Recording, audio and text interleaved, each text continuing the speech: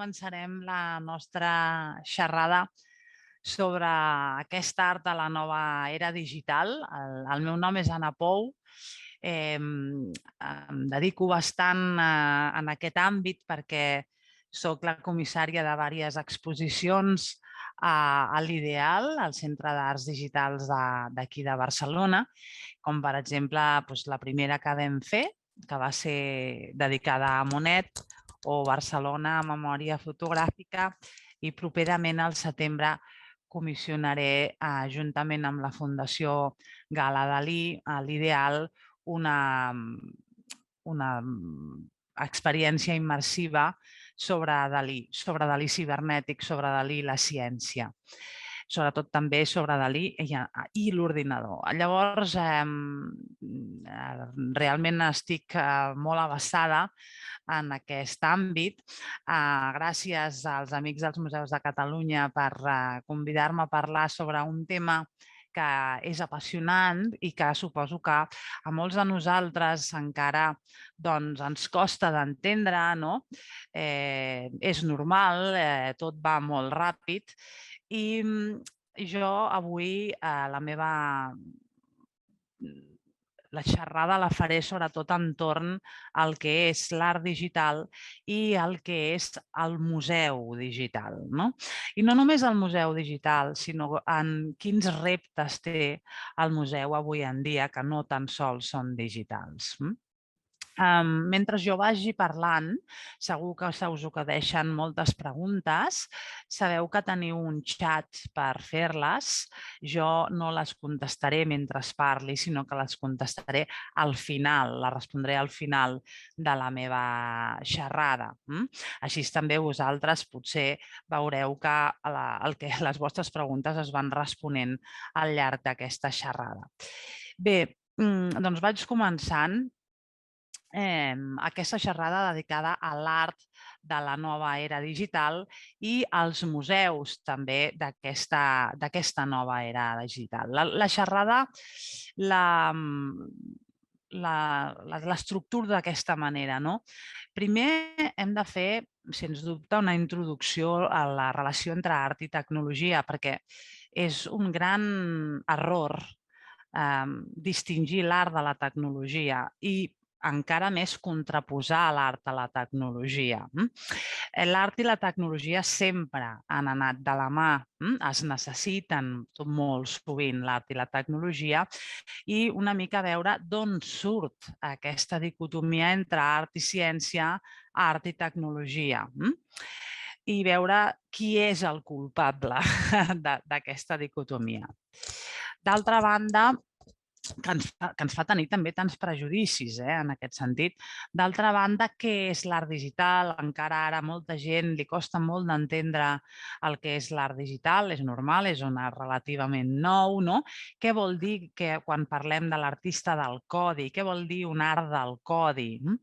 I també perquè és un tema que és molt recurrent, se'n parla molt i va associat també, però sobretot al mercat de l'art digital, que és l'NFT.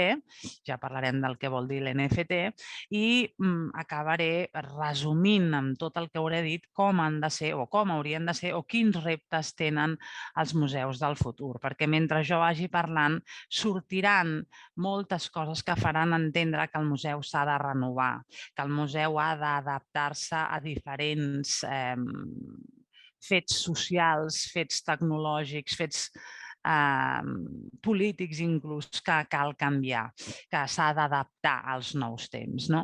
Començant per aquest tema de l'art i la tecnologia. Fixeu-vos aquí quin puzzle us he posat. Aquest puzzle que us he posat aquí és tan sols alguns exemples de la relació entre l'art i la tecnologia, des de les pintures rupestres en les que quan es bufava per una canya i passava la sang per la canya i arribava a la paret. Allò ja era tecnologia, senyors i senyores, no? Fins a com utilitzen els miralls, per exemple, aquí veiem el matrimoni Arnolfini de Jan van Eyck, aquest joc de miralls que també farà Velázquez o Vermeer, que utilitzaran en la seva obra, no només pintaran, sinó que utilitzaran els miralls, Leonardo. Leonardo també, parlant de Leonardo, aquí el veieu, utilitzarà la cambra obscura, que és l'inici de la fotografia. Perdoneu, jo aniré tossent perquè estic malalta, però aniré bevent aigua. I també fins a arribar, per no dir que les catedrals gòtiques, com tota l'arquitectura, és art, però va íntimament necessita de la tecnologia, fins a arribar a les avantguardes on això és un fet cabdal i fonamental, des dels artefactes de la Bauhaus que juguen amb la llum, i amb el moviment, això és un artefacte de Laszlo Moholy-Nagy, fins al videoart que veieu aquí, aquesta és una performance de Nam June Paik, o inclús es fan obres, la indústria, es fan obres per telèfon, o truques a la indústria, dius jo vull això, això i això, com feia Dan Flavin, aquí ho veieu, en el minimalisme. O els hologrames, ara es fa art amb hologrames, com Dalí va començar, el primer art amb un holograma que es va fer va ser Dalí. O sigui, jo em podria estar donant-vos moltíssimes exemples d'aquesta relació entre l'art i la tecnologia. Qui és el culpable de que la tecnologia es vegi com una amenaça? Això, evidentment, va lligat a la història, va lligat als fets socials i sobretot això apareix en el segle XIX, quan la revolució industrial arriba i hi ha aquestes ciutats amb unes grans desajustos socials, amb unes grans diferències de classes, apareix la classe obrera. Per tant, la tecnologia, la ciutat, la màquina, es veurà com una amenaça. Es veurà com una amenaça a l'artesà, es veurà com una amenaça a lo manual, es veurà com una amenaça a l'home en general. Aquesta màquina, aquesta ciutat, aquesta indústria, aquest materialisme que corromp el ser humà, es veurà com alguna cosa artificial versus el que no és artificial, que serà la natura. Es veurà com una cosa falsa versus el que no és fals, que és la natura.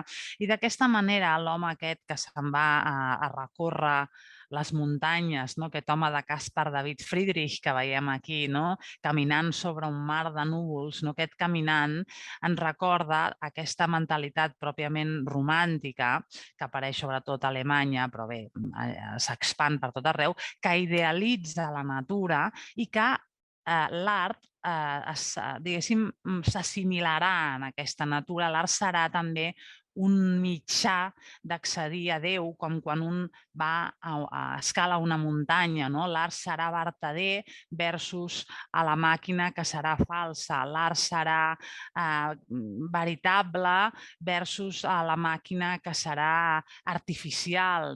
I l'art va agafant aquest caràcter de vertader, de sagrat, de místic, com la natura, sobretot substituint a la religió, substituint la religió, una religió que cada vegada va més de capa caiguda a partir del segle XIX, i agafa aquesta aura, aquesta famosa paraula que dirà Walter Benjamin, aquesta aura, aquest caràcter d'una cosa sagrada, única, mística, que farà tant mal a l'art, que li farà tant de mal i sobretot que crea bastants estereotips i prejudicis.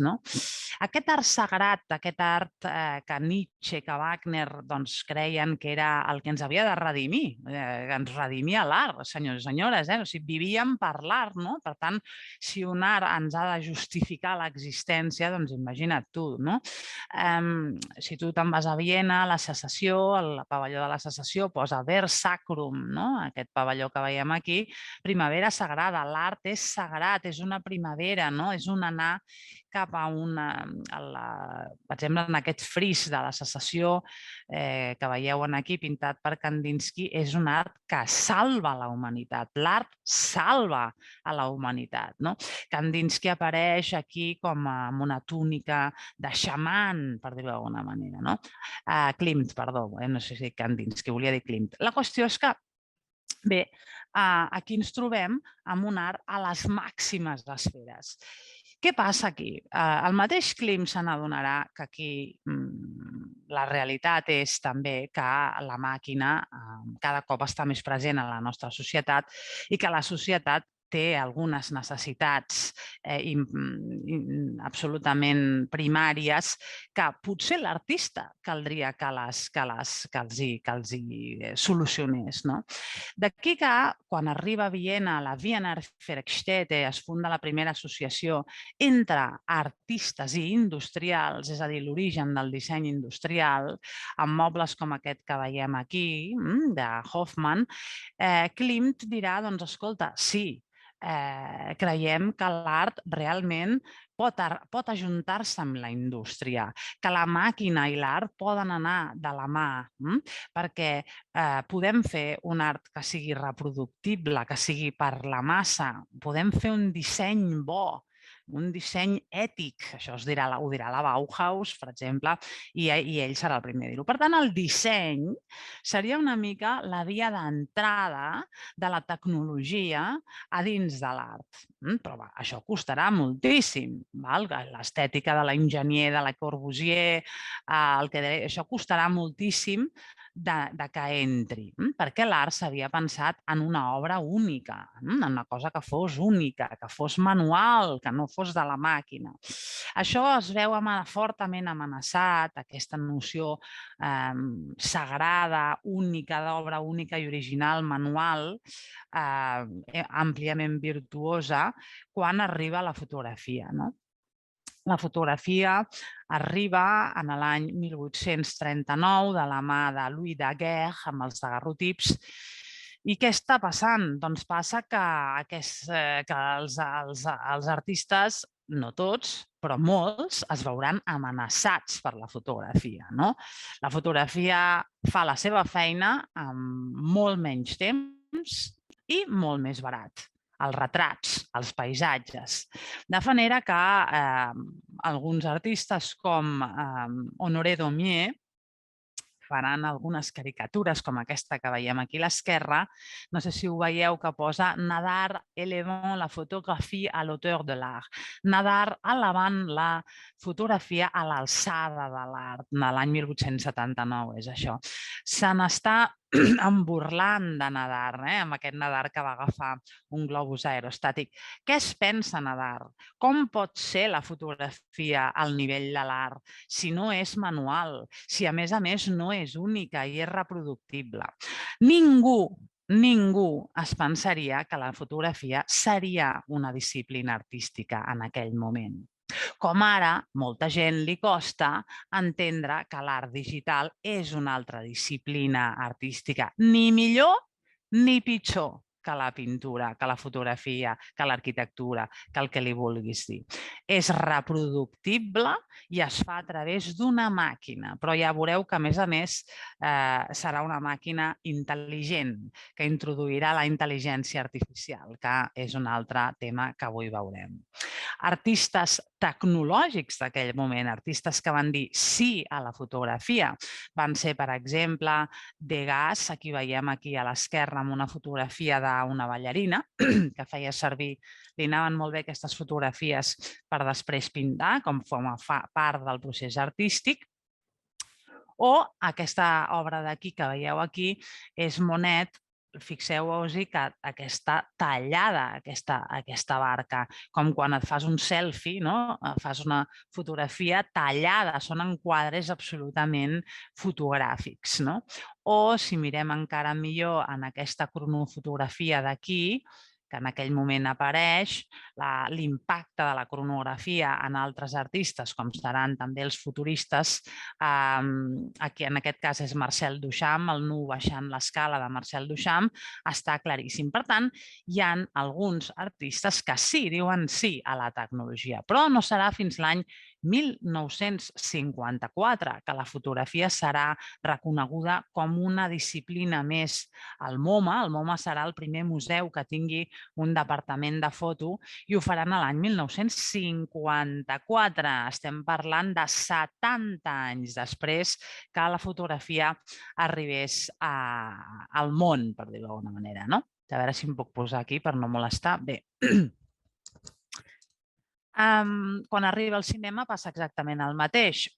Tots els autors teatrals diran qui és el tonto que es posarà davant d'una pantalla podent-se posar davant nostra, podent-se posar davant la realitat. I quan equivocats estaven aquesta gent del teatre? Qui preferirà seure davant una pantalla blanca en lloc de tenir-ho real, el que està passant? Doncs sí, senyors, ho prefereixen i molts. Perquè, com deia Walter Benjamin en aquest llibre, que és de lectura obligada si volem entendre una mica tot això que estic parlant, en una societat de masses requereix un llenguatge de masses. És així. És així. L'obra única, l'obra original està molt bé, però és que és única i nosaltres som molts. I a més, en una societat com la nostra de la ultracomunicació. Per tant, Walter Benjamin analitza l'obra d'art en l'època de la seva reproductibilitat tècnica, parlo de la foto, parlo del cinema, penseu, per exemple, en la tonteria que és una foto. Quina diferència hi ha entre una foto firmada i una foto sense firmar? És el preu, però és exactament el mateix. Per tant, realment, la reproductibilitat no és dolenta, no és absolutament gens dolenta. El cinema no és més dolent quan fa 40 vegades que s'ha passat la pel·lícula. És exactament la mateixa pel·lícula del principi. Això Walter Benjamin ho analitza molt bé, ara fa ja molts anys, i parla que aquesta aura de l'obra d'art s'ha acabat. No té sentit. I no té sentit, sobretot, en una època de masses, on estem en una societat de consum i una societat de masses. Ens agradi o no ens agradi, però és així.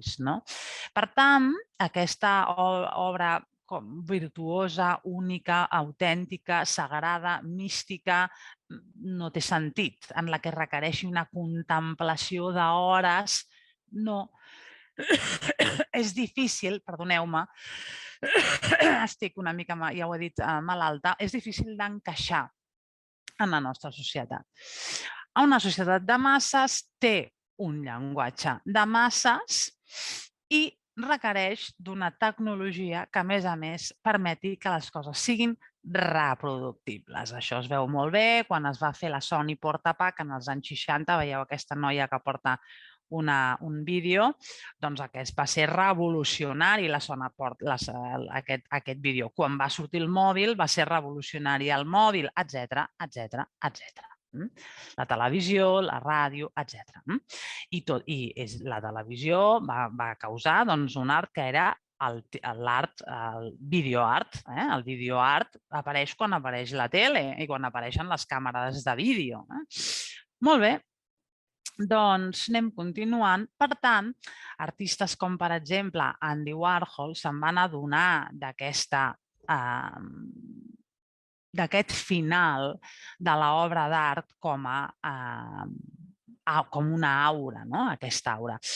Warhol, per començar, va utilitzar una tecnologia de la reproducció, que era la serigrafia. Aquestes Marilyn són una foto que es passa a sobre del llenç i es pinta, però tens tantes Marilyns com còpies facis. Per tant, el propi Warhol això ho va entendre perfectament i va fer d'això un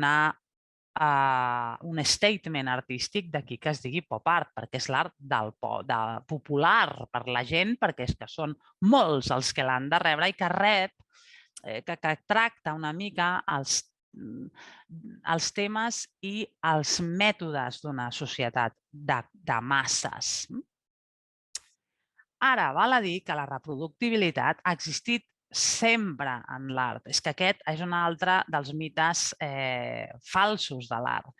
Des que es van inventar les estampes, com veieu aquí, que llavors allò va ser, a més, va ser molt important la invenció de l'estampa en la història de l'art, sobretot allà a Alemanya. L'estampa políticament, artísticament, va ser molt important, no? La impremta, no? Us he posat aquí un autorretrat de Rubens. Rubens feia molts quadres. Quan un quadre estava bé i venia, en feia molts d'iguals i no passava res. Rubens no pensava, oi, quin quadre, ara un s'hi sembla a l'altre, ara hi ha fet una còpia. No, no agrada, doncs en faig un altre. Per no dir que molts dels quadres de Rubens els feien els seus ajudants i ell pintava les parts més importants, que eren les mans i la cara, per exemple. Això no ho feia Rubens, ho feia Verrocchio i ho feien qualsevol artista que tingués una certa talla important, perquè un artista no dona pel consum. És així. Per tant, i per no dir el Nova Mas d'aquest art aurificat que és Cànova, doncs també feia el mateix. Fixeu-vos que en aquestes escultures hi ha com uns punts, doncs feien les mides i la copiaven, la reproduïen els seus ajudants i ell feia els retocs finals. Per tant, això no és nou. Aquest concepte de l'art únic és un concepte decimonònic, burgès i romàntic, d'un moment, que va associat també a una nova classe burgesa. És un altre tema que podríem parlar un altre dia, però avui parlem d'això. Què provoca aquest concepte,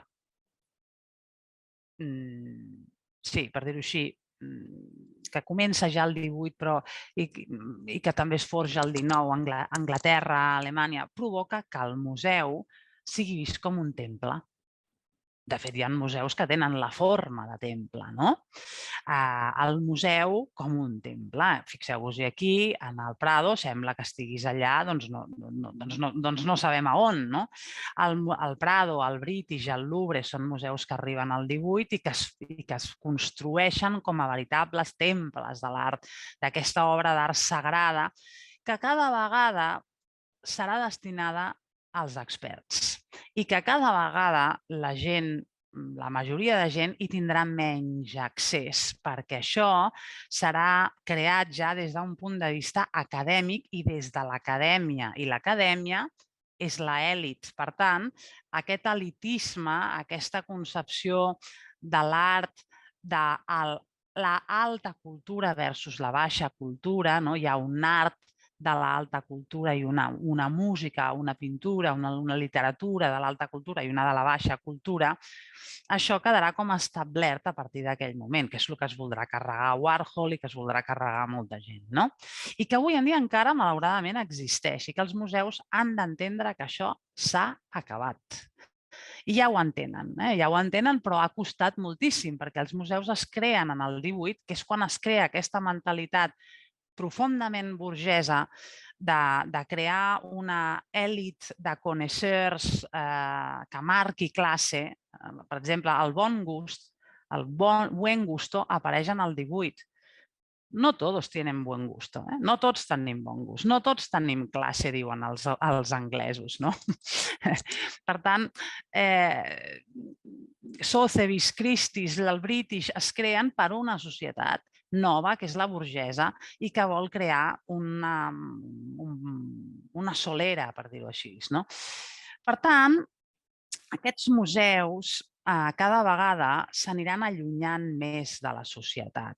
I el problema del museu, que s'anirà gestant a partir d'aquí, és que el museu, per dir-ho així, estarà destinat a un sector de la societat culte i concret, molt concret, i cada vegada les exposicions s'aniran allunyant de la realitat de la gran majoria de la societat. Aquest és el problema un dels problemes que ha tingut el museu i que avui en dia està intentant canviar. Això, per exemple, ha entrat molt al debat.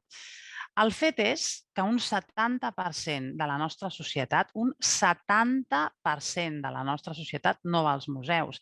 El fet és que els museus estan buits. Quan s'omplen els museus? Quan es fan exposicions estrella, per exemple, no? Tot això ja anirem entrant, Però els visitants, bàsicament, són turistes. Vas al Louvre i hi ha turistes. Vas al MNAC i hi ha turistes. No hi ha gent local. Què està passant?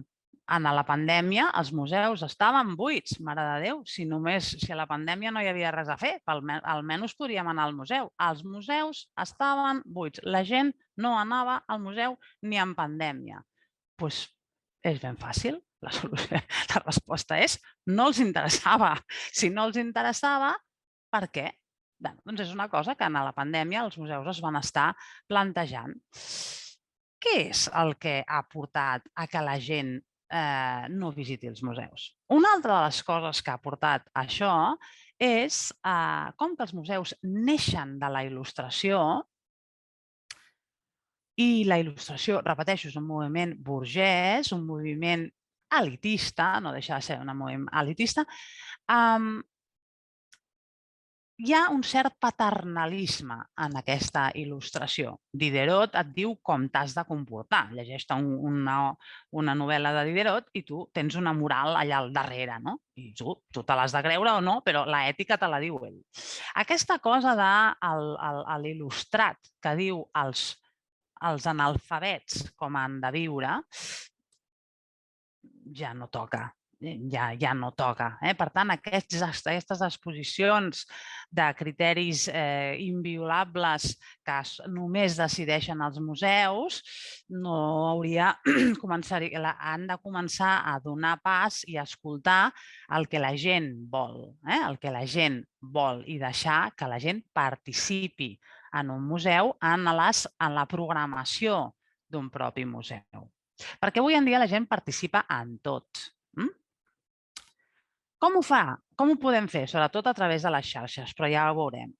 Què va passar amb aquest paternalisme il·lustrat? Doncs que també va acabar fent un discurs al museu, que això també és una altra de les coses que s'està treballant molt avui en dia, doncs un discurs únic. I els museus no han de tenir discursos únics, han de tenir múltiples discursos, han de ser miralls de la diversitat. Es van fer exposicions més aviat patriarcals, per exemple, només cal pensar en aquesta exposició que veieu aquí baix, aquesta dona d'aquí és Clara Peters, una pintora flamenca, de les primeres pintores que hi van haver-hi, abans d'ella n'hi ha altres, i a més famoses, però bé, el Museu del Prado fins l'any 2017 no va dedicar cap exposició a cap dona pintora. Això és un exemple d'aquests criteris unidireccionals, com per exemple un criteri patriarcal. Un altre criteri podria ser el criteri colonial. Per exemple, tots coneixem aquest gran problema que va haver-hi amb el negre de Banyoles, que estava allà tan tranquil, diguéssim, no? Fins que ens en vam adonar que aquest pobre negre de Banyoles hauria de tornar al seu lloc. I el teníem com un objecte per ser vist. I és molt curiós, si podem comparar-ho amb l'exposició que es deia Les Magiciens de la Terre, aquesta exposició, és que ho talla aquesta barra que tinc a baix, Les Magiciens de la Terre, va ser els mags de la Terra, va ser una exposició que vam fer al Pompidou en l'any 80 i pico, si no recordo malament, que van ser precisament l'obra de gent de tot arreu i molta gent d'Àfrica, que van ser precisament els artistes. Per tant, artistes africans exposant al Pompidou.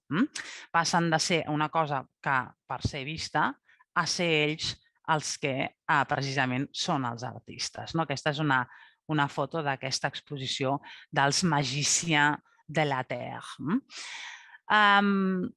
Precisament parlant del Pompidou, hi ha un filòsof associat al Pompidou que a mi m'agrada molt, que és Paul Preciado, té molta teoria de tot el tema de la teoria queer. Queer, precisament ell dirà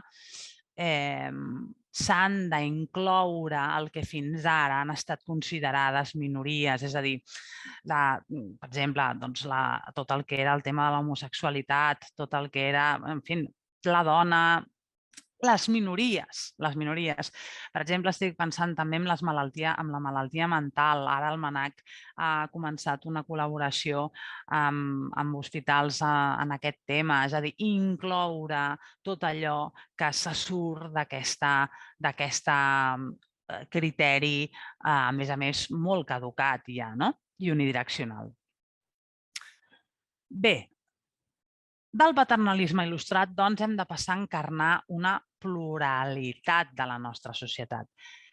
I és molt interessant que per fer aquest diàleg entre curadors, artistes i públic, que és el necessari perquè el públic treballi també des de dins i no només a les xarxes, fixeu-vos-hi que en el Prado va passar una cosa, aquí us he posat una fotografia, fixeu-vos-hi que aquest lleó, aquest fantàstic lleó, és un lleó de Rosa Bonheur, una dona interessantíssima, una artista interessantíssima, obertament lesbiana en el segle XIX, una dona com a dona, molt interessant també, anava vestida en pantalons ja al seu moment. Doncs quan vam fer molt similar en aquell moment, en el moment que feien l'exposició de la Clara Peters, va haver-hi algú que per Twitter els va dir com és que encateniu una obra de la Rosa Bonheur tan important com és aquest lleó en el vostre dipòsit.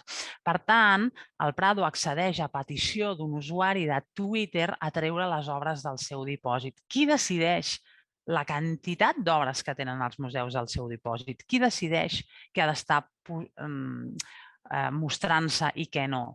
És el cas, per exemple, de la Lluïsa Vidal en el MNAC, que durant un temps l'hem trobat a faltar, la Lluïsa Vidal. Doncs tot això és molt interessant i són coses que són realment per pensar. Per tant, hem de trencar amb aquesta idea del que és el museu contenedor, un museu que només és un cementiri de quadres i d'escultures. No funciona, no hi va ningú, no interessa. Aquests, a més, museus amb una il·luminació perfecta, aquests de cubs blancs perfectes, asèptics, amb cartel·les, amb un llenguatge especialitzat que ningú entén, tampoc funcionen. Un informe de la Universitat de Deusto, molt interessant, que va publicar, crec, El País ara fa poc, deia que aquestes cartel·les que ningú entén, diu, son ortopedias que hoy están contra las cuerdas ante el empuje transmedia de las nuevas tecnologías que abren paso a la voz de los públicos. Per tant, també els museus han de canviar el llenguatge. És un llenguatge fins ara en molts museus molt especialitzat i això vol dir que, si és un museu privat, cadascú fa el que vol a casa seva, però si és un museu públic, la seva obligació és ser públic i, per tant, tenir un llenguatge que pugui entendre el públic. I un llenguatge especialitzat l'entenem els quatre que ens dediquem a la història de l'art o la gent que ha pogut tenir accés a un cert nivell cultural. Per tant, la tasca del museu bàsicament és fer accessible l'art a la gent. No posar-li traves, sinó fer-ho accessible. Anem avançant en la part de l'art digital, en la part més de digitalització dels museus. Primer de tot hem de saber què és l'art digital, perquè això molta gent encara li costa una miqueta. A veure com em puc posar jo aquí per no trencar res d'això. Bé, què és la tecnologia digital? La tecnologia, a veure, hi ha dos tipus de circuits electrònics. Un és el digital i l'altre és l'analògic. Hi ha rellotges analògics i rellotges digitals. Hi ha termòmetres analògics i termòmetres digitals. Hi ha càmeres analògiques i càmeres digitals. I així amb tot. Cuines, cotxes, tot a la nostra vida s'ha digitalitzat. És una evolució natural de la tecnologia, un progrés de la tecnologia, perquè les senyals basades en nombres, en codis binaris, que són del que està a la base de la tecnologia digital, permeten programar i automatitzar processos, i això fa que aquests objectes siguin objectes intel·ligents que puguin funcionar sols. Això és el que permet la digitalització. La circulació, a més, corre molt més ràpidament. Aquesta programació i automatització de processos ens ha anat a tots la mar de bé, des de les cuines, els forns, etc. Això en l'art, com va? Hem de tenir en compte que si l'art digital està fet en base a uns codis numèrics, i aquests codis numèrics són el llenguatge informàtic, l'artista els podrà utilitzar o bé programes informàtics ja fets per algun informàtic, com ara Photoshop, CorelDRAW, PaintPro, Procreate, que són ara programes que ara veurem què vol dir tot això. Amb això el que fan és utilitzar l'eina informàtica utilitzar el programa com una eina. No sé si heu utilitzat Photoshop. És una eina per millorar les vostres fotografies, per exemple. És com un pinzell. En lloc d'un pinzell, agafar un programa que li agradi, el CorelDRAW, per exemple. Això és una cosa. Una altra cosa és l'artista que crea ell mateix el programa, que ell programa un programa, valgui la redundància, crea un software. Aquest artista que crea ell el programa, que crea un codi, que crea un algoritme, aquest artista ja és una altra cosa. És un artista del codi. És un artista que se'n diu code art. Code art és artista del codi. I aquest artista programa. Pot ser que sigui informàtic o pot ser que no, que domini la informàtica. No tothom que domini la informàtica és informàtic, però sí que la gent pot programar. Per tant, tenim un tipus d'artista que utilitza un programa ja fet com una eina i un altre tipus d'artista que crea ell un programa pel que a ell li interessa. Anem a veure-ho. Anem a veure la primera opció, que és l'opció més fàcil d'entendre.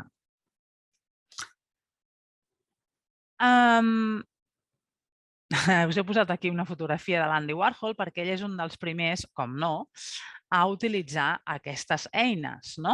Ell utilitza, us en recordeu dels famosos Commodore, doncs un computador personal Amiga, Commodore, per fer aquests dibuixos que esteu veient aquí.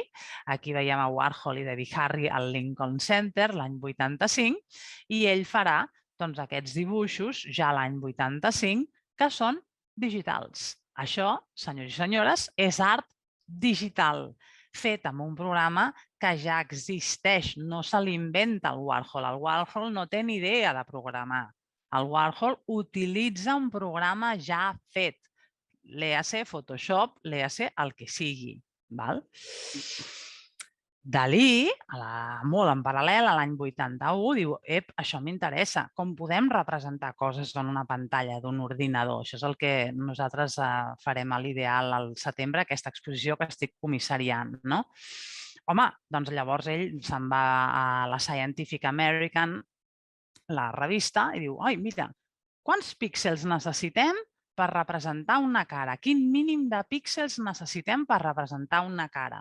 Tants, doncs jo faré el mateix amb la meva famosa obra, aquesta obra que veieu aquí dalt, que representa a Abraham Lincoln, però també és a Gala mirant un paisatge, aquesta doble imatge de Dalí. Doncs Dalí també s'interessa pel que són els píxels, s'interessa per l'ordinador, tot això ho té bastant, però Valí bàsicament a nivell digital farà obres amb hologrames principalment.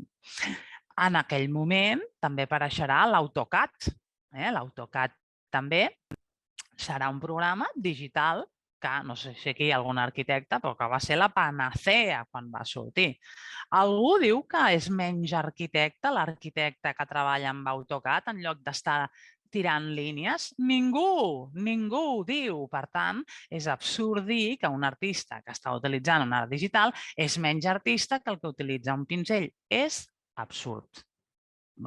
És una tonteria. Així que tenim tauletes, per la gent que no sàpiga massa bé, aquest primer artista que ja utilitza programes ja fets, el que fa és, per exemple, utilitzar la tauleta com si fos un canvas, un llenç. Pot pintar amb dits, pot pintar amb tot tipus, veieu aquí, d'aquests bolígrafs, són els pinzells electrònics. Això ho fan servir il·lustradors, artistes, dissenyadors i pintors. Pintors com David Hockney, que va al·lucinar quan va trobar precisament va provar la tauleta. Ell va descobrir les enormes capacitats que té l'art digital. Pots pintar per capes, pots rectificar, pots fer mil coses amb l'art digital. Pot ser una obra comunitària, pot ser una obra que tingui música, en fi, hi ha moltes coses, però a ell el que li va interessar és aquesta pintar per capes, aquesta llum que té l'art digital. Va utilitzar un programa que es deia Brushes, pinzells, per fer obres com aquestes que veieu aquí, que són algunes de les obres que va crear en aquest artista. Fixeu-vos que utilitza diferents pinzells, aquest és un altre, això són diferents eines que ell utilitza. És superinteressant les quantitats de capes que ell pot arribar a fer. I això, ara preguntareu, com arribar a un museu? Què ha de fer el senyor museu per poder tenir els quadres de Hockney? Doncs el senyor museu ha de tenir pantalles. I com arriben les obres de Hockney al senyor museu? Amb un senzill mail. Mail al Museu d'Ontario, enviar i ja està tot. Això què passa? Doncs t'estalvies molts diners també, de tot el que és el transport de les obres, perquè evidentment aquí de transport no n'hi ha i a més pots fer tantes exposicions a tants llocs del món en paral·lel com vulguis. Fresh Flowers a Toronto va ser una exposició que va fer David Hockney, com veieu aquí. Fixa't que el que feia la gent era veure-les amb unes pantalles, que són aquestes. Era una exposició que es veia fosca i tu podies veure. I a més, el bonic d'això és que es podia veure el work in progress de les obres. És a dir, com ell va anar afegint capes, va anar borrant el que feia. Això és molt interessant, veure el work in progress. Anem avançant una mica més en aquest tema de l'art digital. L'art digital té coses que no té la pintura i altres arts que el fan diferent. Una cosa que el fa,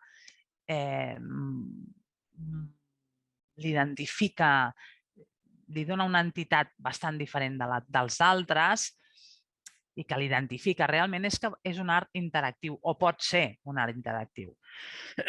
La interface o la interfície és el mitjà pel qual una persona comunica amb una màquina, sigui el mòbil, sigui l'ordinador, a través del mouse, a través dels dits en el mòbil.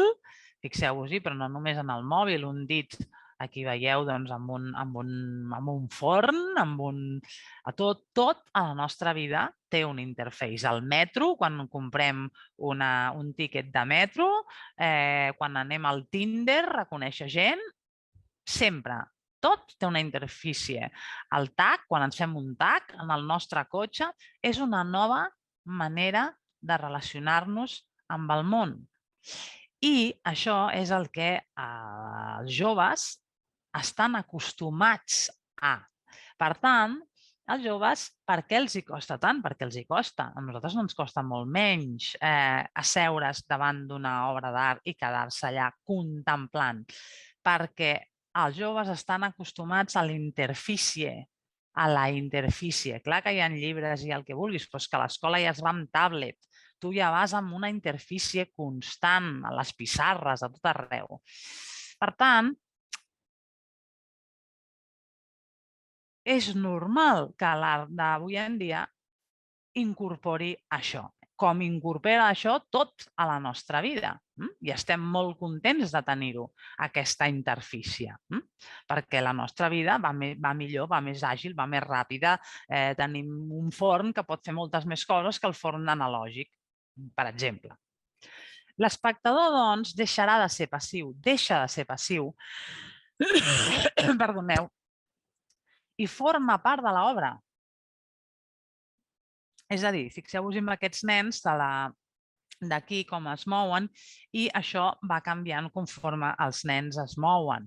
O si algú ha anat al Team Lab, aquesta exposició que vam fer al Caixa Fòrum, doncs ara fa poc, tu tocaves les coses de la paret i interactuaves amb unes flors que creixien o que desapareixien, o ara mateix a l'Ideal hi ha també una instal·lació d'aquest tipus també a la Frida Kahlo. Tu interactues amb l'obra. Com interactues amb la pàgina web del Mercadona quan vas a comprar, per exemple, d'un supermercat? Dic el Mercadona perquè és el primer que se m'ha passat pel cap. Bé, doncs aquesta interactuació pot ser una interactuació amb la màquina molt creativa. Les màquines poden ser punts de partida per nosaltres. El robot d'Universal Robots, que fa treballs d'empaquetat i de més, el van utilitzar amb el Festival BIT del Teatre Nacional de Catalunya, ara fa 3 o 4 anys, on la Sol Picó, a qui veiem aquí, va interactuar, va ballar amb un robot que es movia, com aquests robots que fan, per exemple, no sé, de les línies que, per exemple, pinten cotxes. Aquest tipus de robots es mouen i tu pots interactuar amb aquests robots, depèn, evidentment, com estiguin dissenyats, i poder ballar, que en aquest cas ella ho va fer així, creant una coreografia especialment per aquest robot.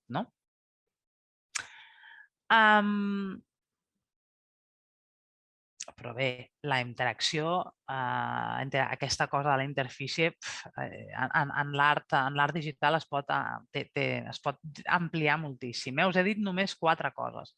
L'art immersiu, també aquest art digital té una capacitat de ser molt gran, també. Per tant, de donar-nos aquesta capacitat d'inserir-nos a dintre de l'obra d'art. Fixeu-vos que aquí l'espectador deixa de ser espectador perquè interactua i deixa de ser espectador perquè està a dintre de la mateixa obra d'art.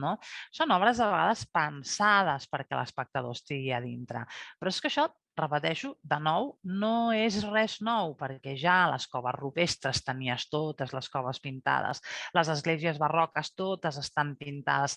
L'home busca aquest sentit d'estar immers a dintre d'una obra d'art.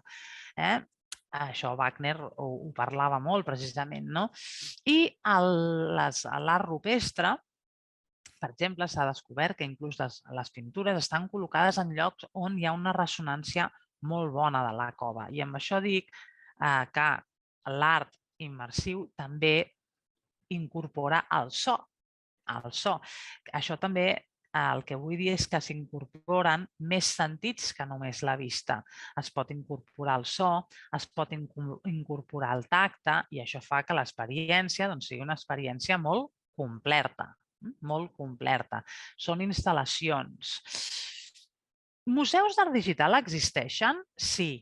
existeixen. El primer museu va ser creat a l'any 2018 i és el Digital Art Museum de Tòquio, on precisament va ser el Team Lab, aquest col·lectiu d'artistes, però no només d'artistes, d'enginyers, de científics, d'arquitectes, de dissenyadors. Són grans col·lectius, tu n'has de saber de moltes coses aquí, de so, de llum, són obres d'enginyeria i tot això, d'arquitectura, són grans, no? Per tant, el Team Lab va crear aquest primer museu d'art digital a Tòquio. Aquí us he posat una captura de pantalla d'aquesta publicitat que tenen, no? És un museu enorme, no?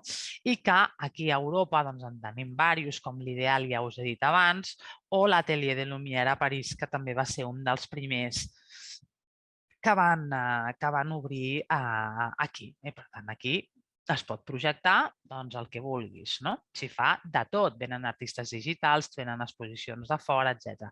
I és una mica la noció, la mateixa noció d'aquesta simulació, d'aquesta teatralitat, d'aquesta instal·lació, d'aquesta immersió que ens donen les esglésies com aquesta d'Il Gesù. No? Dona molt aquesta idea d'espectacularitat barroca, no? Tot el tema de la immersivitat. Vull dir, això no és nou, em refereixo que no és nou, que és intern a l'home, som així nosaltres. No?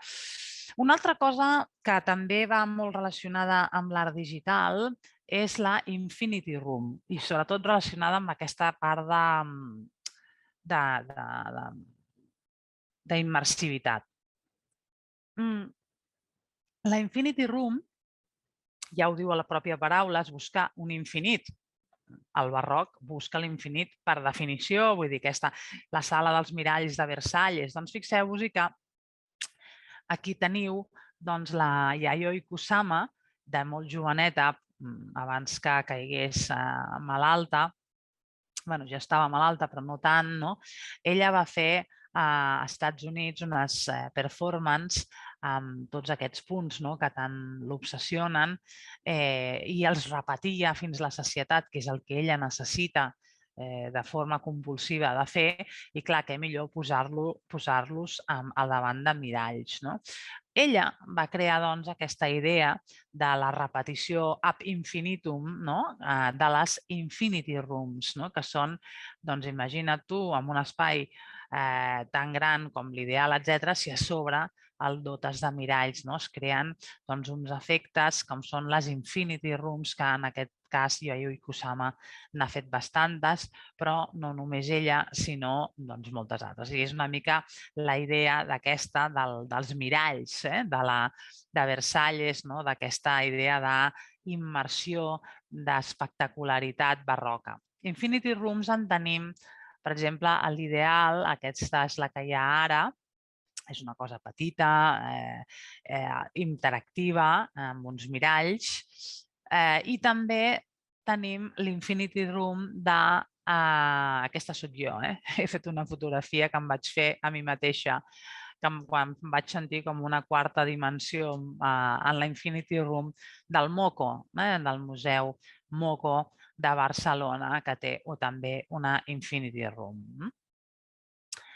Bé, per acabar ja amb aquesta immersivitat, hem de dir que també, ja si volem estar immersos del tot, tenim evidentment la realitat augmentada i la realitat virtual.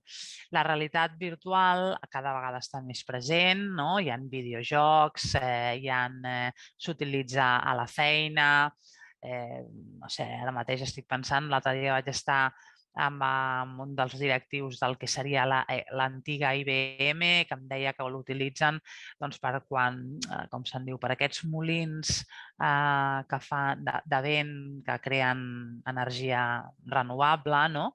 Doncs els hi posen als treballadors per veure si són capaços de no tenir vertigen, perquè els hi posen, han de pujar dalt i així es veuen si poden tenir vertigen o no. És una eina, com va ser la perspectiva en el moment de Brunelleschi, com va ser l'estampa en el moment de Dürer, com va ser el mirall en el moment del barroc, una eina que també s'utilitza per l'art que també s'utilitza per l'art.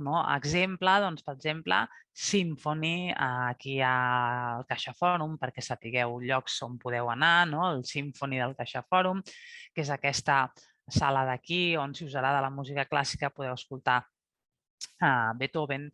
A mi el que més m'agrada d'això és sobretot que et fiques dins un violí i sempre he pensat que bonic poder estar dins un violí, i això, evidentment, si no ho fas amb una realitat virtual, doncs no ho fas. També estàs a dintre d'una orquestra, però bé, dintre d'una orquestra potser no és tan així, però dintre d'un violí sí. I ara anem a veure aquest segon artista, que el que fa és precisament el que, i és el que a mi particularment m'interessa i crec que a vosaltres això és el que potser costarà més, però el que és més innovador, que és l'artista que programa, l'artista que crea un codi, un algoritme. L'algoritme és l'art en aquest cas.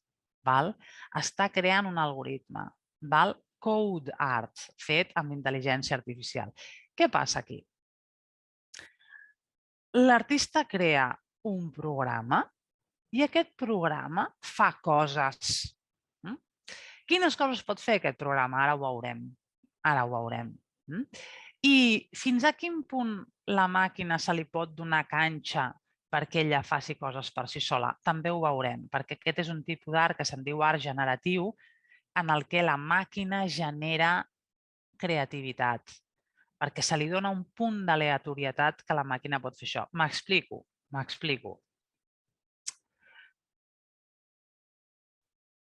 Dintre dels artistes del codi, a mi personalment m'agradaria destacar a Alba G. Corral, una noia boníssima, al meu entendre, i que ha creat molt de debat entorn a tot això.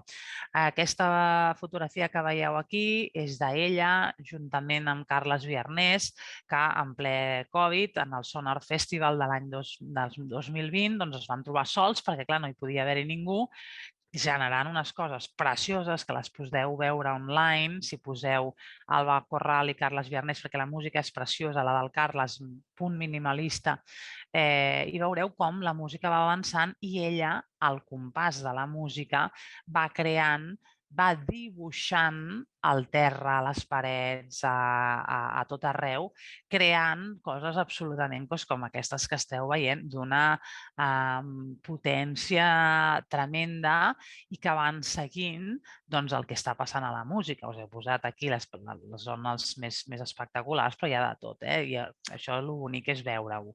Ho trobeu a la web del Sonar i em sembla que a la web de BTV també. Què feia aquí Alba?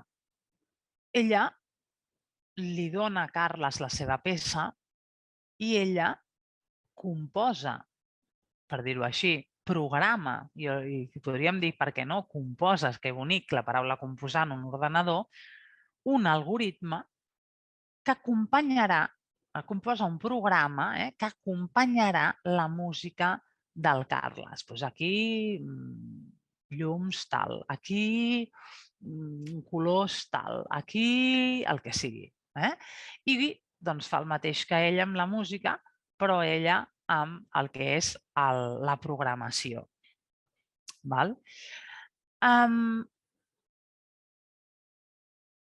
Més, hi ha artistes, ens quedem en el Sonar i així us explico una mica més experimentals, que diuen, com a un estudi d'Istanbul, que però aquí també té seu, aquí a Los Angeles i a Istanbul, que es diu Ouch, que diuen, mireu, aquests músics que es diuen Za venen a tocar el Sonar. Molt bé, jo els hi posaré aquí unes... no sé el mot tècnic, per captar les zones cerebrals mentre toquen. I aquestes zones cerebrals l'ordinador me les traspassarà en gràfic i jo manipularé mentrestant aquestes zones cerebrals al compàs de la música. A veure què passa. Sempre punts de partida. En aquest cas, les zones cerebrals. Ara direu, hombre, no, això s'ha fet sempre. Hi ha artistes que han partit del raig X, hi ha artistes que són punts de partida, per exemple, radiografies. Hi ha artistes que les radiografies, quan van sortir, ara ja fa molt de temps, les van agafar com a punts de partida per les seves obres. Doncs aquests senyors agafen Miró agafava com a punt de partida de les seves obres les escorces dels arbres, però aquests nois agafen com a punt de partida les ones neuronals. És exactament el mateix, el que passa que la ona l'ordenador l'agafa i ells les mapegen, les retocs, són artistes i juguen amb la ona, no? I això ho fan digitalment, al compàs de la música, per exemple. Aquesta és una projecció dels Ouch, com en vam fer una a l'Ideal també. Són projeccions que duren, no sé, que devia durar 20 minuts, em sembla, amb una música. I tenim un altre tipus dintre d'aquesta línia, l'art generatiu, què és? És a dir, tu pots manar a la màquina o pots deixar que la màquina tingui una mica de llibertat. Aquesta llibertat se'n diu aleatorietat. La intel·ligència artificial et permet que la màquina prengui algunes decisions. La màquina, doncs, podrà ser artista. M'explico. Tu crees una obra que és... Tu crees aquest software en el que li dones unes regles, no? Però li deixes una mica d'aleatorietat. És com si la màquina tirés uns daus de tant en quant i 5, 4, una aleatorietat. I amb aquestes aleatorietats la màquina crees cada vegada una obra nova, una obra diferent, prengui decisions per si mateixa. Això, evidentment, es fa amb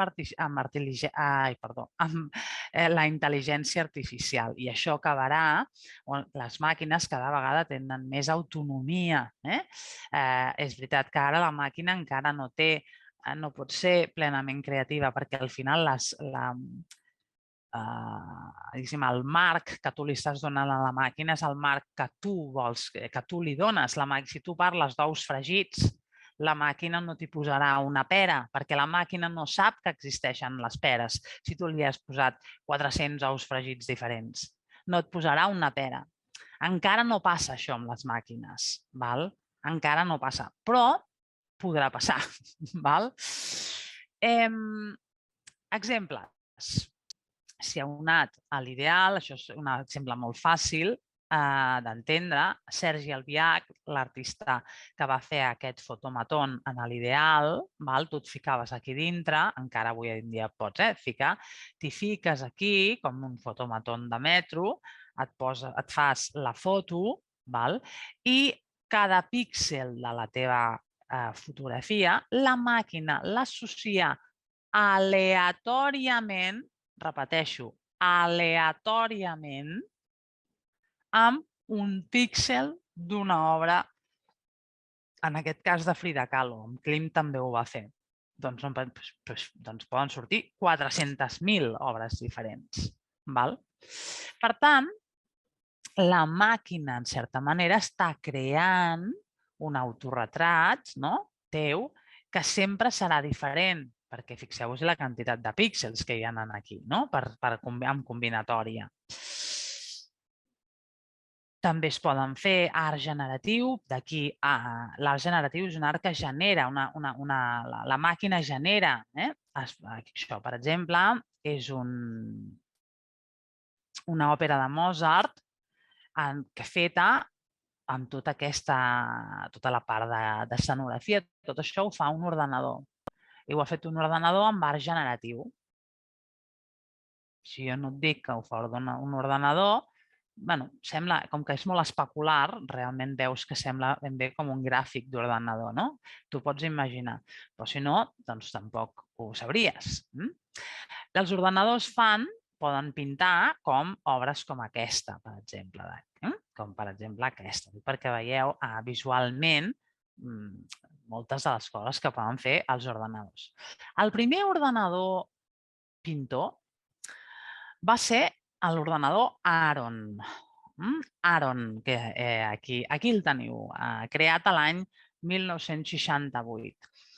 L'ordenador Aron va ser creat per un anglès professor d'universitat als Estats Units que va crear un algoritme d'intel·ligència artificial en el que l'ordenador podia emmagatzemar, emmagatzemava, de fet, totes les...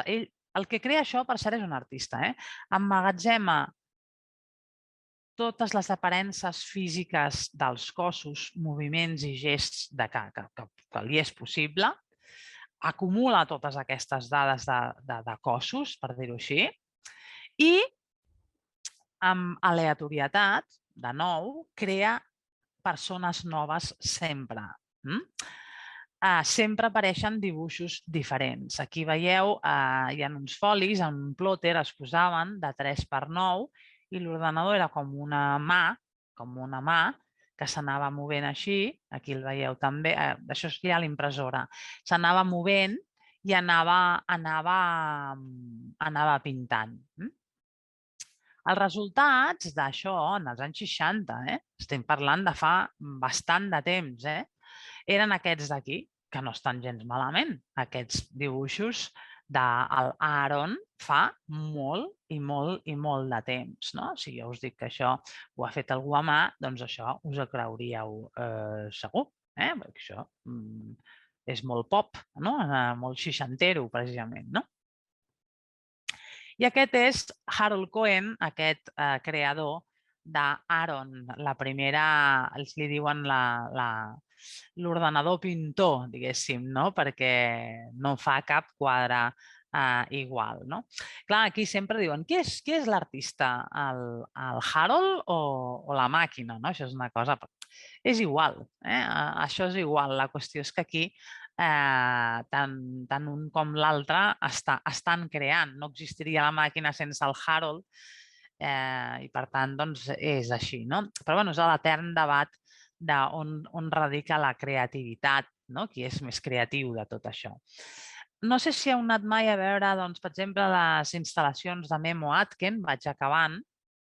Memo Atkin en té una molt bonica. No totes... M'agradaria posar aquesta perquè aquesta és una instal·lació precisament tradicional en el sentit d'aquesta contemplació que parlava al principi, d'aquesta obra d'art sagrada que parlava al principi. Aquesta obra de Memo Atkin ens pot recordar, a veure si aquí es veu una mica millor tot això, ens pot recordar a murals romànics medievals, tríptics enormes de Rothko, fixa-t'hi això d'aquí, a vidrieres de catedrals, pot recordar les vidrieres de Chagall, les vidrieres de Madrid, de Magritte, i això és una obra digital. Això és obres, són pantalles. Vaig al gra. Què fa Memo Atkin aquí? Memo Atkin vol reflexionar sobre la vida humana i crear un software que, en aquest cas, emmagatzema, fixeu-vos que són bases de dades el que utilitzen, emmagatzema fotos que la gent penja a la xarxa amb l'etiqueta amor, vida, món, univers, art o Déu, entre d'altres. I a veure què passa. Què penja la gent a la xarxa així? I l'ordenador tria i junta de forma aleatòriament el que la gent ha penjat sota aquestes etiquetes. Deep Meditations, A Brief History of Almost Everything. Aquest és el títol de la gran instal·lació que anava acompanyada d'una música molt, molt relaxant.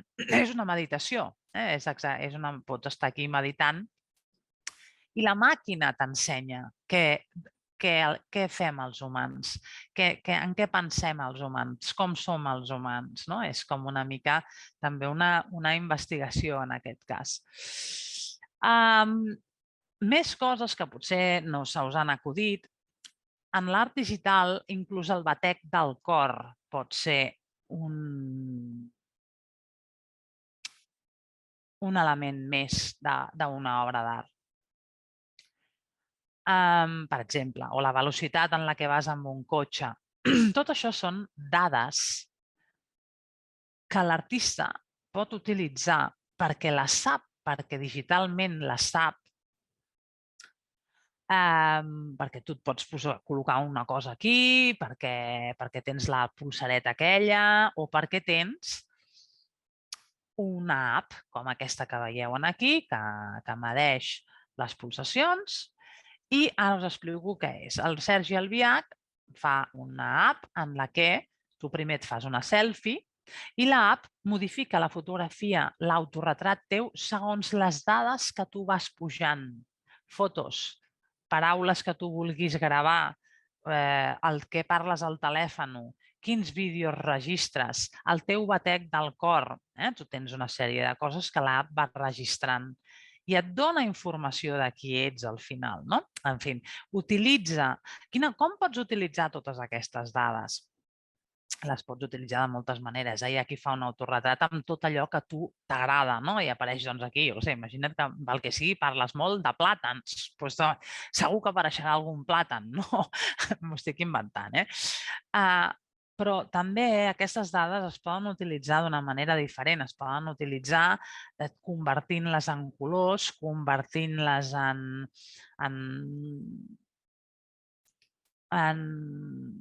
en intensitats, en contrastos, en moltes coses. O sigui, tu pots, diguéssim, convertir dades numèriques en altres algoritmes, etc. I que tot això de forma aleatòria també creï el teu propi retrat, com aquí veieu.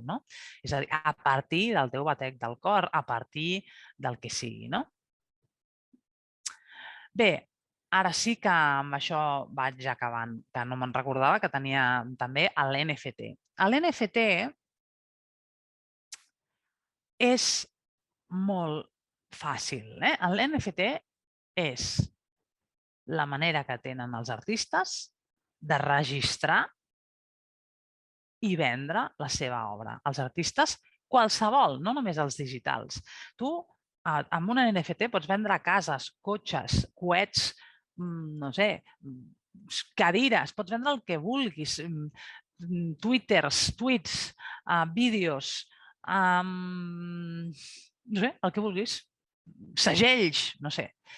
El NFT és un certificat digital d'autoria que està penjat en un sistema, en una base de dades digital, que és una base de dades relativament nova, que va sortir l'any 2009, que es diu blockchain. Segur que n'haureu sentit a parlar, sobretot en el sistema com a alternativa al sistema bancari comú. És com una borsa, per dir-ho així, hi ha molt moviment monetari en aquest blockchain, però evidentment no utilitza la moneda comuna, sinó una criptomoneda, una moneda digital que es diu Bitcoin o Ethereum. Hi ha diferents monedes. Avui en dia pots utilitzar els bitcoins o els ethereums per comprar coses.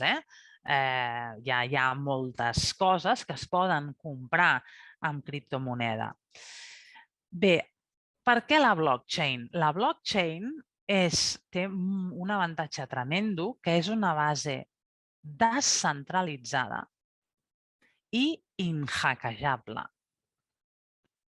Repeteixo, descentralitzada i inhackejable. Això li dona una potència tremenda a la blockchain, no només a nivell artístic, sinó a molts altres nivells. Per exemple, si es fessin eleccions a través de la blockchain, no hi hauria cap corrupció, perquè el que va a la blockchain va a missa. No es pot trencar.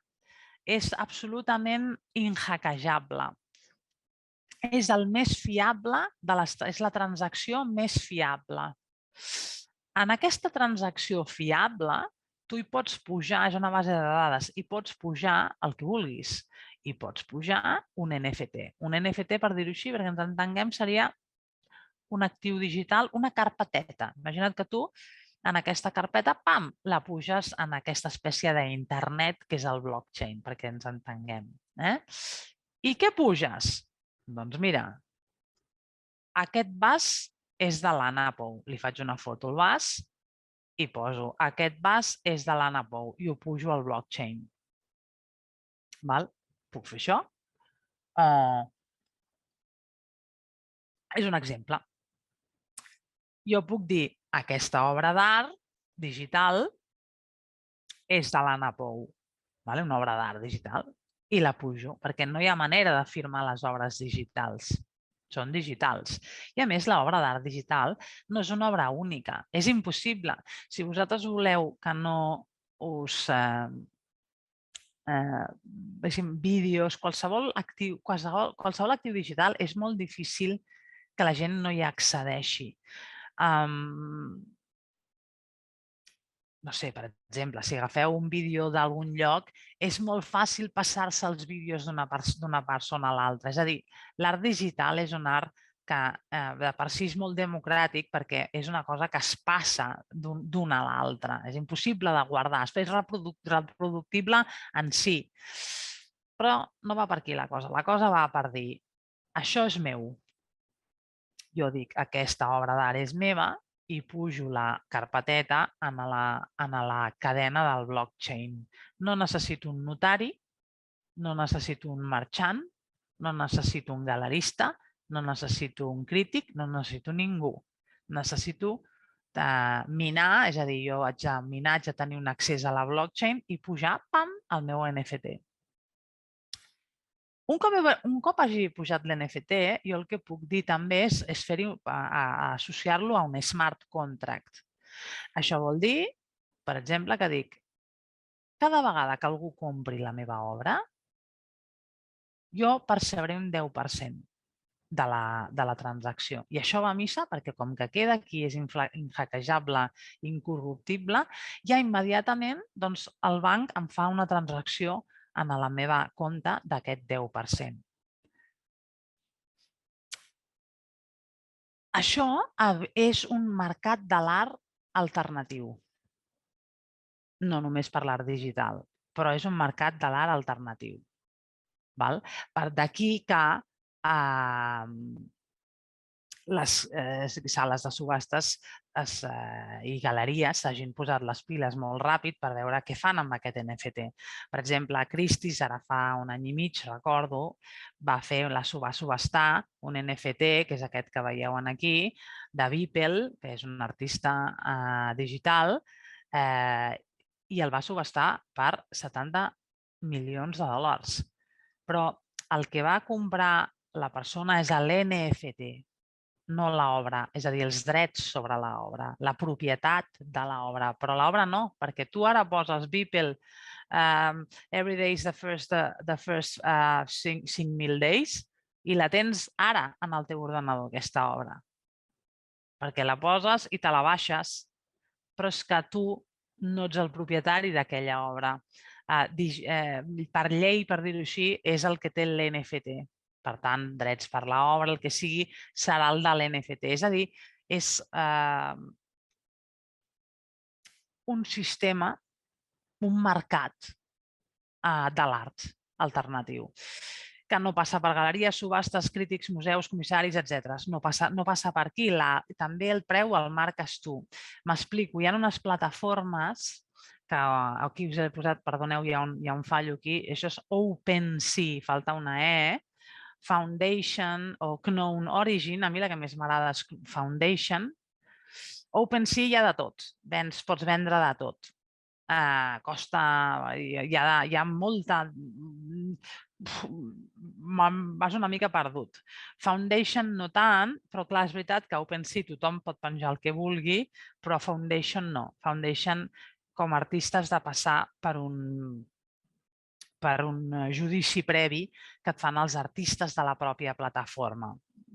Això ja no és tan liberal, per dir-ho així, no? És veritat que la qualitat és molt bona, però ja no és el mateix que OpenSea. La qüestió, en aquests llocs tu penges alguna cosa i va per subhasta. És com una subhasta, ja veureu que va variant.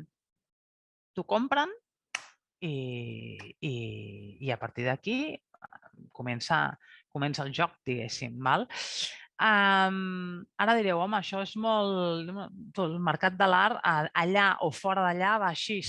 Va exactament igual. Va exactament igual. El que passa que allà, doncs, no passes pel tamís de, repeteixo, de que es queda un 20% al galerista, o etcètera, no? O el crític diu que allò no val tant. Això és la diferència, no? Tens un control de la teva obra, per dir-ho així. No necessites tampoc un mànager que te la mogui, te la mous tu, l'obra. La gràcia també d'aquestes plataformes és que, clar, al ser tan obertes hi té accés tothom. I això no passa en el mercat de l'art d'aquí, del real, el que es toca. No passa doncs, perquè el mercat de l'art és molt difícil, perquè has de tenir contactes, perquè has d'estar en bona sintonia amb un crític, amb un marxant, has d'haver exposat, has d'haver sortit en publicacions, has de tenir bona mà pels clients, doncs tot això t'ho estalvies. I la gent més marginada, és a dir, la que no té accés a això, per exemple, hi ha un boom de l'art africà en la blockchain, que jo el segueixo i és interessantíssim. Hi ha gent des d'Etiòpia en un lloc que no poden estar més deixats de la mà de Déu, que estan pujant unes coses amb NFT que són precioses, precioses. Clar, jo mai ningú haguéssim pogut veure, per exemple, doncs aquesta gent d'Etiòpia, no? Que aquí són algunes fotografies, són fotogrames ells es fan com uns balls i es vesteixen d'una manera, fan com unes performances, com un bidó que han creat, un bidó grandíssim, preciós, és molt bonic, no? Es diu Yatreda, aquest grup, Yatreda amb Y. Per tant, l'NFT i el criptoart no és cap estil, sinó que l'NFT és un certificat digital i el criptoart és l'art del metavers, és l'art del qual jo us estic parlant. És un art que es fa per blockchain, és un art que es penja en el blockchain i que està fet de transaccions en el blockchain. Ara sí que ja vaig acabant tot això del 2.0 com es traslada en un museu. Jo crec que ja ho he explicat indirectament fins ara, però dir-vos que l'error el gran error dels museus fins fa 4 dies era pujar a la xarxa el que s'estava fent aquí. És que a nosaltres no ens interessa una reproducció d'aquí a la xarxa, perquè per això ja estem aquí, la conferència d'aquí, el que sigui d'aquí. No, la xarxa és una altra part del museu, un altre departament del museu. No repetim les coses a la xarxa. Una cosa, si tu vols posar... S'utilitzava molt com un arxiu, els vídeos, les conferències, el catàleg online, però escolta, és molt més que un arxiu la part online d'un museu, no? Heu vist quantes opcions té.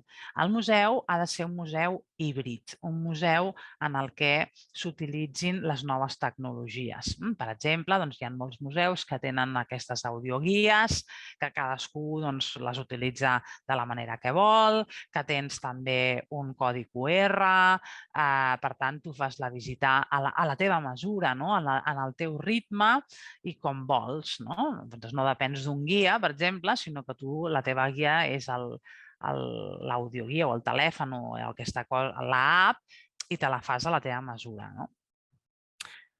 Per tant, el que és el departament virtual d'un museu és molt important i això els museus aquí no se n'han adonat fins fa molt poc. A la Tate fa temps que existeix, el MoMA temps que existeix, el Metropolitan temps que existeix, però aquí ara comencem. I per exemple, el Caixa Fòrum aquest juliol llença una plataforma dedicada a això que les estem esperant amb candeletes. De fet, jo faig també, hi participo ja en aquesta plataforma, però no podem dir res fins que no surti aquesta plataforma digital. Exemples. Al Prado, te'n vas amb un nen, el nen posa el codi QR al mòbil al codi QR i comença a jugar amb Goya, etc., amb una espècie de joc de Nintendo, que és aquest d'aquí, on ell mateix també pot crear la seva pròpia casa amb els seus propis quadres, per exemple. Hi ha molta cosa, òbviament, per nens, perquè a més els nens són els que saben com utilitzar tot això. Però per gent potser menys avesada a això. La Tate, que per mi és el referent, per mi els anglesos són els referents de comunicació amb el públic, tant en televisió com en museus, a nivell divulgatiu. Per exemple, la Tate té un diccionari d'art que és fantàstic, que us el recomano, que és aquest d'aquí. Us he posat captures de pantalla. Tate, poseu Tate, poses art terms, i fantàstic el diccionari. El Metropolitan, el Met, té un timeline de la història el més complet que et puguis imaginar amb dates i llocs del món. Això només es pot fer digitalment. Una cosa que es fa molt online i a mi la trobo molt bonica, jo m'hi apunto molt sovint a fer-la, és aquest create like an artist, crea com un artista. Des de com fer coses molt de taller, com fer una escultura amb sabó, fins a com fer un quadre com feia Kandinsky, com fer un quadre com feia Matisse, com retallava Matisse, com teixir, i t'ensenyen a teixir una cosa tu mateixa a casa teva, com utilitzar els colors segons la teoria de la Bauhaus. Aquesta Joseph and Annie Albers Foundation em sembla, tot el que tenen de resources per a educadors, em sembla genial. Brutal els exercicis que fan, que es poden fer perfectament a casa, però no per nens, no, per adults també, aquests recursos. Es pot meditar online, per exemple, a la Fundació Beyeler, aquesta és una captura de pantalla de la Fundació Beyeler. Hi ha un senyor que es fica davant del Rothko, això us poseu al YouTube i ho veureu, i podeu meditar davant d'una obra del Rothko. Rothko, de fet, defineix les seves obres com a meditacions, que volen portar allò sublim, a una certa transcendència. Per tant, no és una tonteria que estigui meditant davant d'un Rothko, vull dir, ho fa per alguna cosa, per alguna cosa. El tema de meditació davant d'una obra d'art, el tema de crear obres d'art, create and share your own masterpiece. Jo això m'ho passo bomba, perquè això és per nens, però jo ho faig perquè m'agrada molt. Aquest shade és la Tate Paint. La Tate Paint, tu tens aquí, clar, això s'ha de tenir molts diners per fer-ho. Si tens aquí, entres, vull dir, com a museu, i tens, doncs, tu pots, inclús si no estàs inspirat, dius, mira, jo no sé què fer, va, una cosa sobre el temps. Llavors et posen un quadre amb coses que van en referència amb el temps o no. Ara us he posat captures de pantalla de diferents quadres i tu el que tens és, per exemple, el quadre te'l posen així, i tu tens aquí un tool que tu pots agafar un aerosol, un pinzell o borrar-ho amb goma o el que vulguis. També pots ficar com estampes d'això, purpurina, pots ficar moltes coses i pots crear. Veus, aquí us he posat les diferents. Aquesta és l'aerosol, aquesta és la part de pinzell, diferents pinzells perquè veieu les textures com canvien, no? I tu pots crear coses, pots posar, per exemple, pega i posar purpurina per sobre i la resta de purpurina cau i només queda enganxada a la pega. En fi, us poso això, us fas així, mira això, d'aquest color, no? I pots crear tot això. How Hockney are you? Com de Hockney ets tu? És a dir, quiz per veure si ets Hockney o no ets Hockney, jocs de street art, com dissenyaries la teva habitació segons quin artista et pot ajudar a dissenyar la teva habitació, és a dir, coses molt interessants per grans, per petits, és que podcasts, tot el que vulguis. Per acabar, ara sí, l'última diapositiva. Pepe Serra, director del MANAC, que a mi m'agrada molt tot el que diu en referència a tot el tema dels museus i crec que li ha donat un gir en el museu que era absolutament necessari, encara hi ha molta feina a fer, però ha fet molta feina. 70% de la població no va mai a cap museu. Els museus han de ser accessibles i inclusius. Han de fugir dels models paternalistes i incloure diferents punts de vista, a diferents classes socials, fomentar el debat, generar preguntes en lloc de donar respostes. Aquesta cosa del museu, d'això, ha de ser així, sacrosanta. No, no, no. Han de ser activistes, han de generar preguntes, que la gent no és tonta i no fer-los sentir tontos. Espais de debat i participació, llocs de trobada amb el públic, interacció, música, filosofia, tot tipus de disciplines, perquè no un mecànic de cotxes podria aquesta cosa tan de només les arts, no? Interactuar, un metge, disciplines que es creuin, institucions que es creuin, grans i petits que es creuin, coneixement, educació, i això d'aquí últim que no es veu, eines d'apoderament i gaudi personal per a tothom i coparticipació dels agents socials i culturals. Això és molt important, aquesta coparticipació. Bé, aquí ho deixo. Crec que ja ha durat bastant aquesta conferència, 1 hora i mitja. Vaig a mirar què tenim pel xat.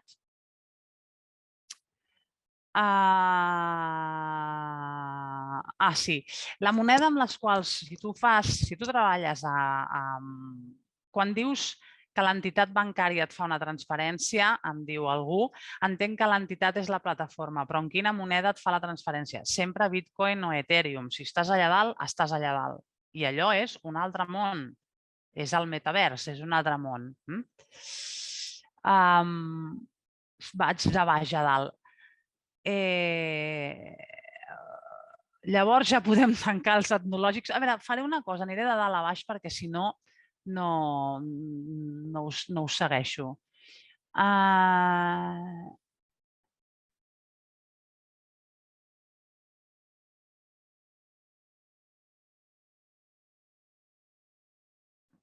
Val.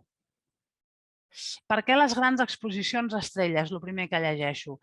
Bé, jo no tinc res en contra de les grans exposicions. Jo el que vull és que la gent vagi als museus i que hi hagi intercanvi. Vull dir, jo penso que si la gent va als museus, benvinguts. El CaixaFòrum està ple.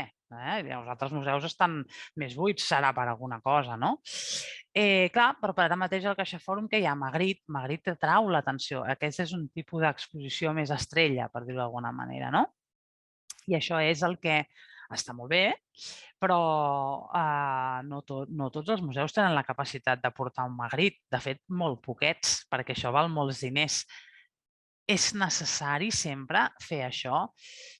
Jo crec que no. Jo crec que si el museu no és capaç d'utilitzar l'art, que no cal que sigui Magritte, Van Gogh, Picasso, per fer les seves exposicions, vol dir que ho està fent malament. El museu l'art és una cosa molt maca que podem tenir aquí al barri. En el barri hi ha art, per què no utilitzar-lo? Per què no? És una mica això. Què més? Els etnològics jo no en parlaré perquè per la senzilla raó que jo em dedico als artístics. Llavors jo del que sé parlar és dels artístics, no dels etnològics, que jo ho coneixo per altra gent i no em pugui ficar en un àmbit que no és el meu, però m'imagino també que tindran també unes línies de renovació en el sentit que el museu com a arxiu, en aquest cas, o com a contenedor, està clar que no funciona, no? En comptes de rebaixar les explicacions, no seria millor de la gent que ens espavilem a formar-nos? Jo no crec que donar una explicació rigorosa i entenedora sigui rebaixar res. Jo crec que una persona culta ha de saber transmetre. Jo ho intento fer cada dia amb les meves classes. Ha de saber transmetre continguts a la gent que no ho és. I aquesta és, específicament per mi, la funció dels museus. És a dir, és incloure a la gent. I per incloure a la gent s'ha de poder també parlar el llenguatge de la gent, no? El que jo estic en contra és que es parli el llenguatge d'una minoria. Clar, és molt difícil parlar el llenguatge per tothom, però el d'una minoria segur que no pot ser. El d'una minoria segur que no pot ser perquè no anem enlloc, no?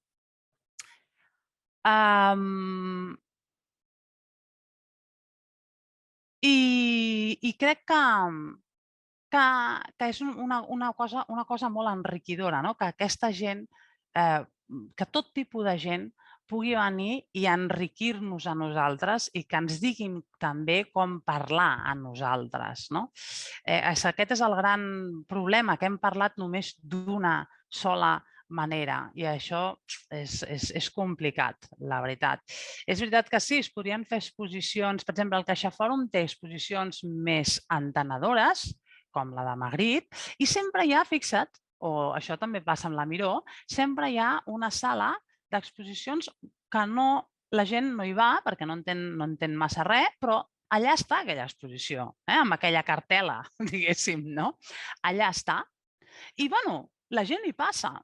I potser, al final, al cap de passar-hi no sé quantes vegades, doncs potser acabarà entenent alguna cosa més. Vull dir, això realment hi és, i a la Miró també hi és.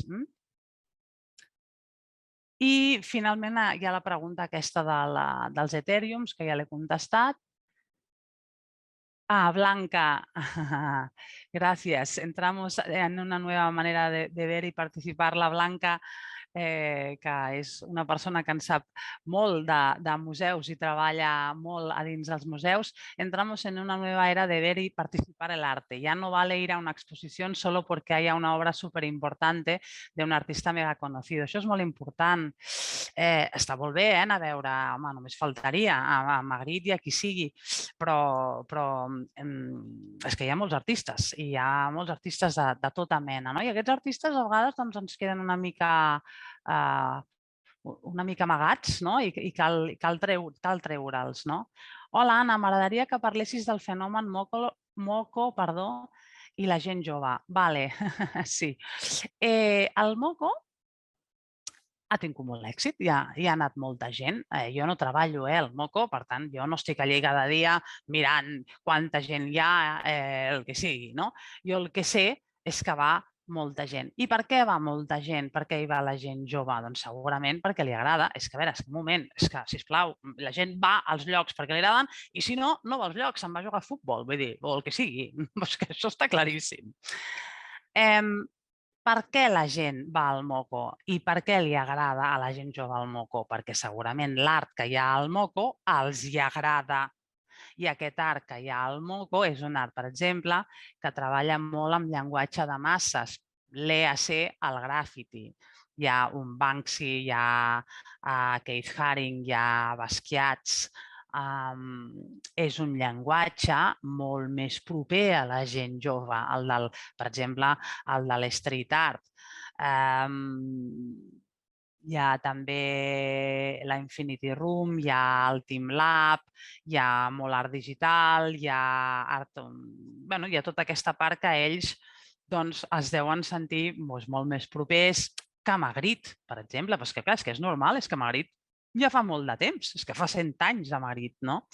Vull dir, el normal és que la gent jove vagi a veure coses en les que ells se sentin identificats. Després, a mi, que es facin selfies o no se'n facin, però sisplau, si ens passem tot el dia tots fent-nos selfies, si és que això és una mica snob, vull dir, la gent es fa selfies Es fa selfies per Nadal, es fa selfies si vas a fer la calçotada, i si la gent es vol fer selfies al museu, que es faci selfies al museu, si és que és igual.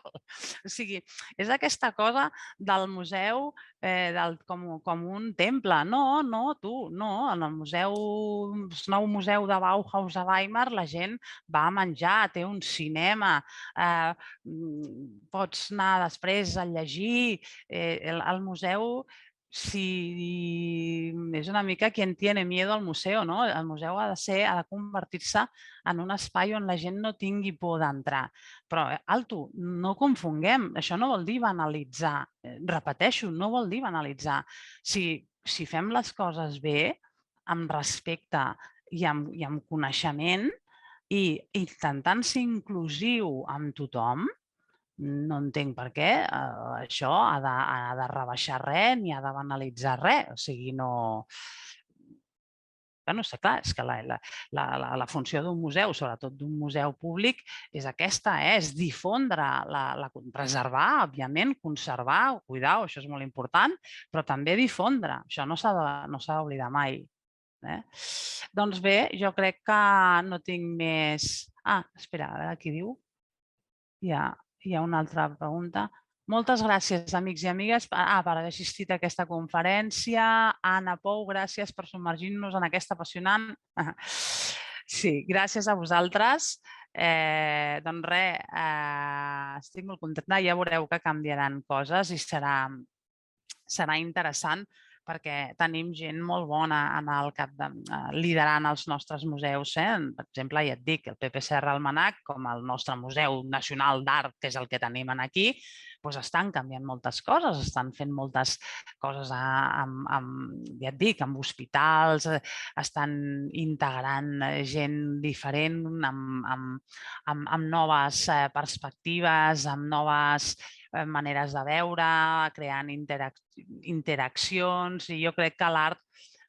Això, per mi, i amb això acabo, jo crec que al final el museu ens hauria de fer més creatius. Un museu que funcioni, per mi, és el museu que ens fa néixer un cuquet a dintre nosaltres de creativitat. Això no vol dir que ens posem a pintar, però...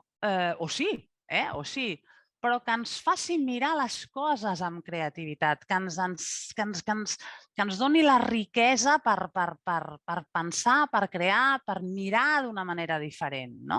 Que no ens ensenyi només com han de ser les coses, que ens doni les eines per poder nosaltres pensar i crear a la nostra manera. Bàsicament és això, aquí ho deixo.